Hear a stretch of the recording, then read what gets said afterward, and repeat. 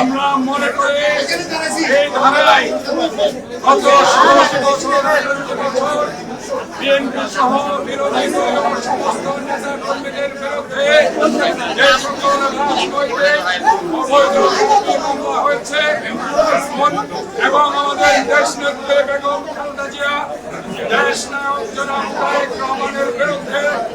বাংলাদেশের অসংখ্য মুসলিম নেতার বিরুদ্ধে যে মামলা হয়েছে সমস্ত মামলা নির্বাহী আদেশে আমরা প্রত্যাহার চাচ্ছি, কারণ এসব মামলা অবৈধ ভুয়া এবং গত 18 বছরের অবৈধ রাষ্ট্রীয় যন্ত্রকে নিজের আজকে আমি আবারও ধন্যবাদ জানাচ্ছি। আমার এখানে আইনজীবী ভাইরা এরাই আমরা মনে করি নির্বাচন কমিশন সচিবকে যেহেতু 10 দিনের মধ্যে আমাকে এই চেয়ারে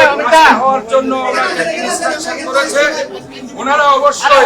এই রায়ের প্রতি সম্মান দেখিয়ে 10 দিনের মধ্যে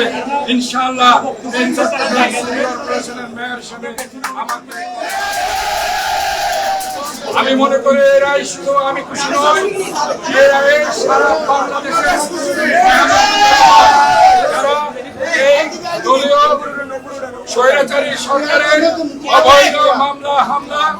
এবং গুম হত্যা নির্যাতনের আজকে শিকার হয়েছে সারা বাংলাদেশের মানুষ। আজকে এই ন্যায় বিচার পেয়েছে বলে তারা আজকে খুশি আপ্লুত। আমি এজন্য আইন এবং বিচার বিভাগের সবাইকে